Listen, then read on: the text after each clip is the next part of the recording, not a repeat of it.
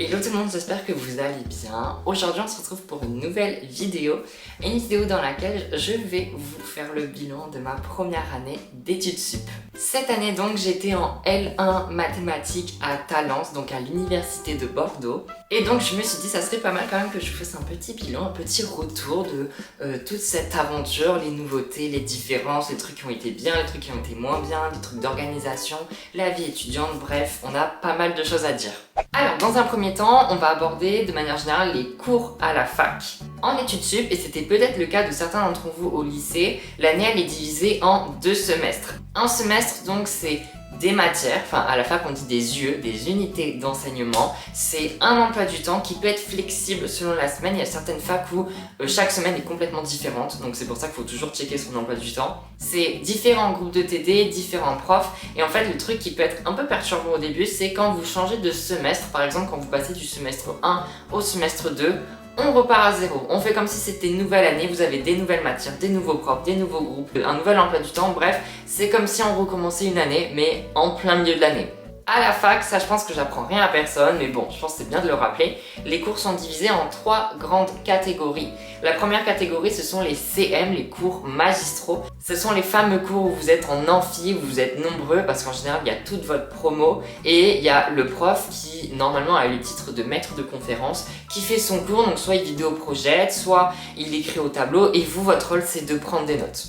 Ensuite, vous avez les TD, les travaux dirigés. Ça, en fait, c'est ce que vous faites au lycée. Juste au lycée, on n'a pas donné de nom, mais à la fac, c'est ce qu'on appelle les TD, c'est-à-dire c'est les cours où vous êtes dans des petites salles de classe, par groupe de 30 ou 40 étudiants, avec un enseignant, enfin on dit un chargé de TD, ça peut être un doctorant. C'est lors de ces heures justement que vous allez appliquer le cours, faire des exercices, faire peut-être des rendus, des projets, des oraux, bref, c'est là où vous allez faire un peu comme ce que vous faisiez au lycée, mais là c'est à la fac.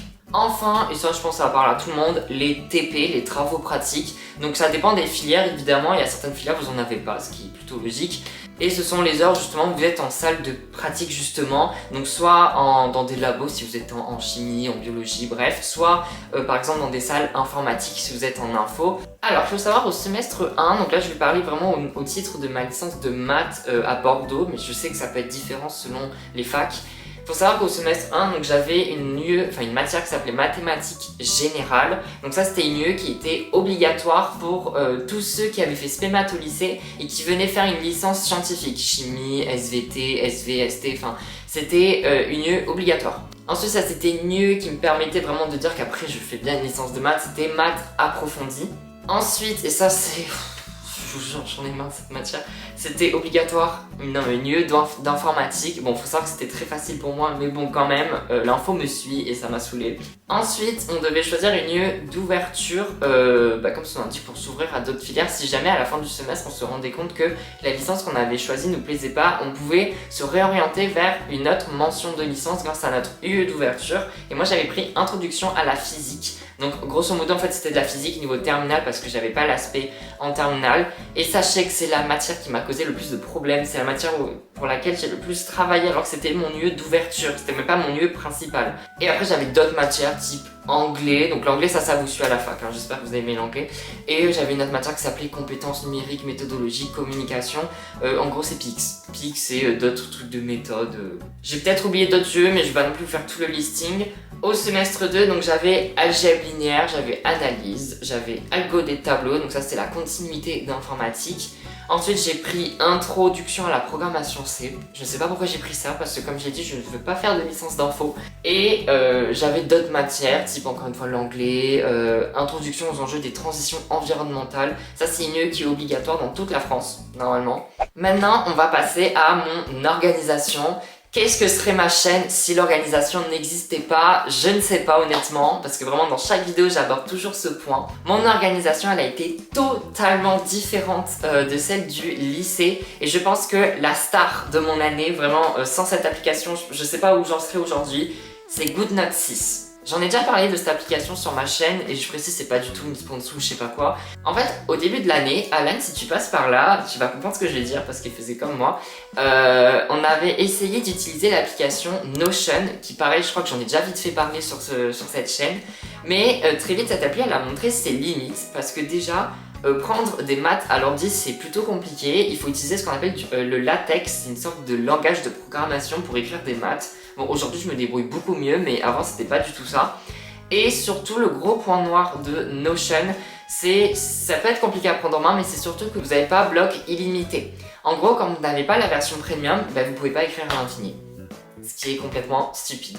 Sauf que, et je ne sais pas pourquoi en fait, l'UE intro à la physique, dès le début de l'année, j'avais commencé à l'apprendre donc sur ma tablette, sur GoodNotes.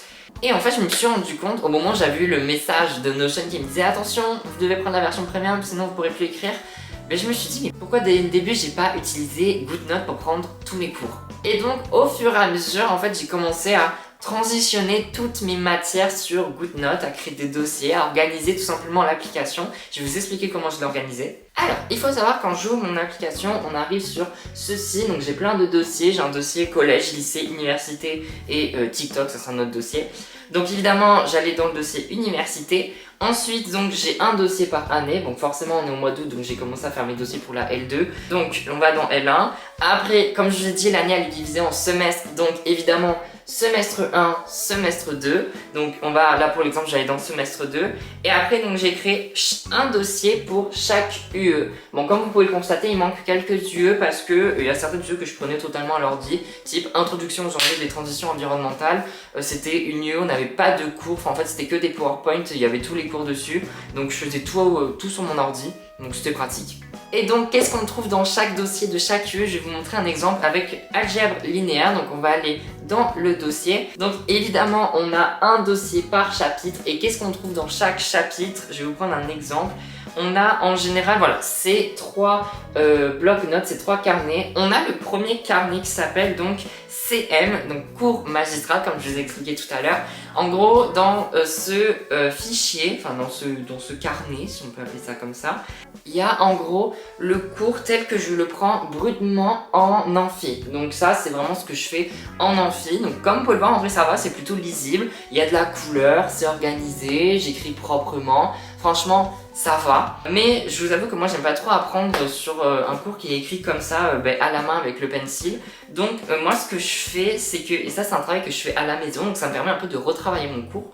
Même si en maths, c'est pas très utile d'apprendre son cours par cœur. Je tape mon cours à l'ordi sur Word, donc d'où le fait que j'ai dû apprendre à écrire en latex parce que sinon c'est la galère. Et donc ça donne des cours comme ceci, beaucoup plus clairs, beaucoup plus lisibles, beaucoup plus propres. Et donc du coup, ce fichier, ce carnet, je l'appelle donc cours.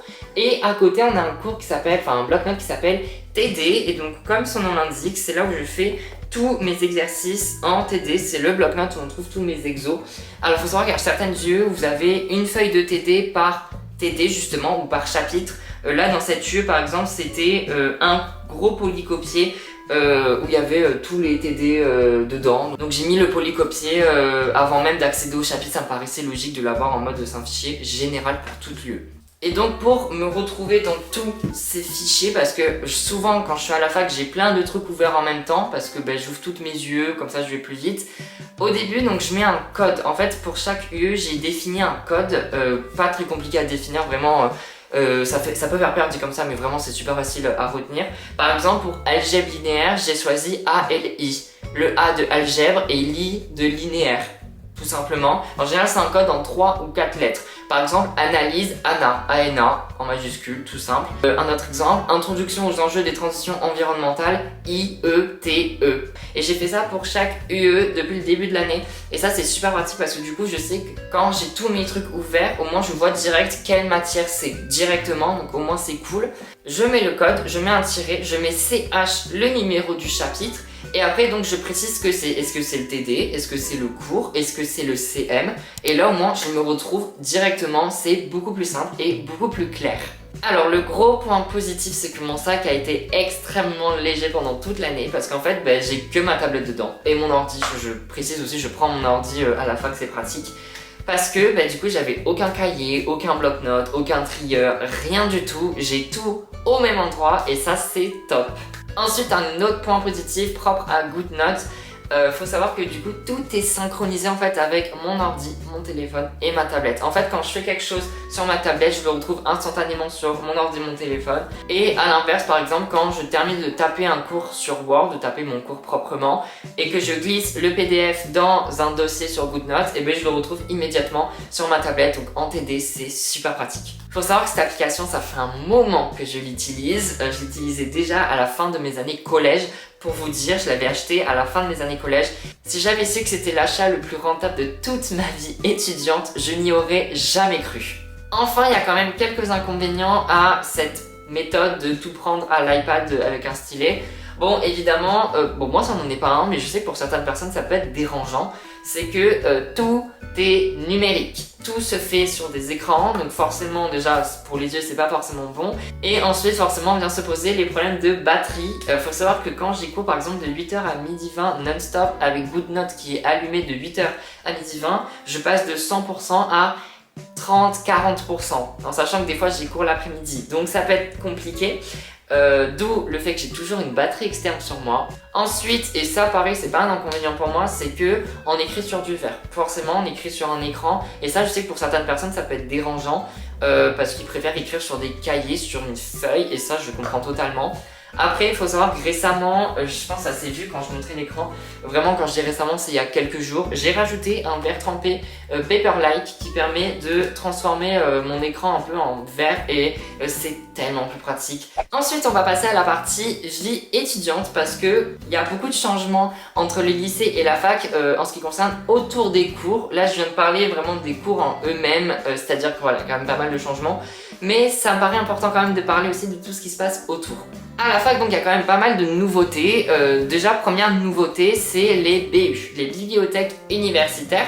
Alors, on pourrait comparer ça au CDI qu'on avait tous dans notre lycée, dans notre collège. Ne vous mettez pas en tête que c'est le CDI parce que je suis sûre que la BU c'est 10 fois mieux que le CDI. Déjà, vous avez plein de livres évidemment, mais c'est aussi un endroit où vous pouvez travailler. En général, il y a plein de tables avec des prises pour certaines BU. Et vous pouvez vous poser dessus. Évidemment, vous avez droit aux écrans, vous avez droit à votre ordi, votre tablette, votre téléphone, vous avez le droit à vos écouteurs. Vraiment, c'est totale liberté. Vraiment, chacun fait ce qu'il veut, tant que vous ne dérangez pas les autres, parce qu'évidemment, c'est un endroit qui doit être relativement silencieux. Et en fait, quand vous allez à la BU, en fait, vous êtes un peu contraint de travailler. Donc, si vous avez un manque de motivation, allez dans cet endroit. Évidemment, c'est gratuit et je vous assure que vous allez être motivé. Ensuite, un autre truc, une nouveauté à la fac, c'est les RU. Donc attention, il y a les RU, les BU. Le RU, c'est le restaurant universitaire. Donc en gros, c'est la cantine, grosso modo. Ce qui est cool, et ça, que vous soyez boursier ou non, c'est la nouveauté depuis le mois de mai, c'est qu'on a tous le repas à 1 €. Et ça, c'est franchement, mais c'est trop bien.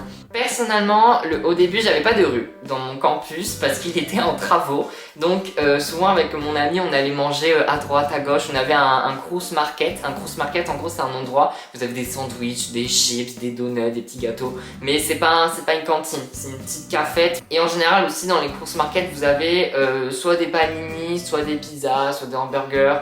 Dans le Crous Market de mon bâtiment principal, donc le A22 pour ceux à qui ça parle, c'était des panini. Ensuite, on va aborder tout ce qui concerne les soirées étudiantes. Forcément, je suis obligée de mentionner ce point. Alors, je vais pas m'y attarder longtemps parce que s'il y a des personnes de ma famille qui me regardent, ils doivent être morts de rire parce que je suis quelqu'un de très casanier, j'aime pas les soirées. J'aime pas les soirées, c'est pas mon truc. Donc, je peux rien vous dire quant à cela. Vraiment, les endroits où il y a gavé de monde, j'ai horreur de ça, et ça depuis tout petit. Enfin, au niveau des transports, alors ça c'était TBM si vous m'écoutez. Mon silence veut tout dire. Il faut savoir qu'au début de l'année, je prenais un bus et 2 trams, tram A et tram B. Depuis, j'ai eu le permis au mois de décembre, donc ça c'est cool. Maintenant, ce que je fais, c'est que je me gare en parc-relais, donc un parking où après je peux prendre le tram directement, et je termine en tram. C'est plus pratique parce que le bus que je prenais, donc il faut savoir que je vivais chez ma tati, donc le bus en bas de chez elle, il passait toutes les demi-heures, voire toutes les heures. Donc ça va, mais c'est vrai que bon, très souvent je me suis retrouvée à attendre à la butinière. Aujourd'hui je mets entre 45 minutes et 1h20 pour rentrer. 1h20 c'est les jours où le tram ne marche pas. Le tram est interrompu, où il y a gavé de monde, où il n'y a aucun tram, enfin c'est... Voilà. Enfin, on va passer à mes résultats de L1, parce que forcément actuellement on est au mois d'août. Donc évidemment mes résultats je les ai eu il y a un petit moment, il y a un peu plus d'un mois. Je vais pas faire le détail de chaque matière parce que c'est pas intéressant. Mais je suis très fière de vous annoncer que j'ai validé ma L1 à 18,3 de moyenne générale. Je suis choquée, j'ai jamais eu une aussi grosse moyenne de toute ma vie. J'ai jamais dépassé les 18 de moyenne G et là bon ben en prime. Et ça a été la grande surprise lors de la découverte des résultats. Je suis major promo. Il faut savoir que quand vous découvrez vos résultats, vous avez votre moyenne, vous avez la mention et il y a votre rang. En gros, il y a écrit vous êtes en telle position sur tant de monde. Donc moi, il y a écrit 1 sur 144. Voilà, je pense que on va pouvoir s'arrêter là pour cette vidéo bilan. J'espère sincèrement qu'elle vous aura plu. Si vous avez des questions concernant la vie étudiante, par exemple vous rentrez en L1 en septembre et que vous êtes totalement apeuré, qu'il y a des choses qui vous intriguent ou des choses qui ne sont pas claires, n'hésitez pas à poser toutes vos questions en commentaire et j'essaierai d'y répondre. Quant à moi, je pense pas, mais bon, sait-on jamais. Je vous retrouve peut-être mercredi prochain à 16h. Et puis moi je vous dis bye bye.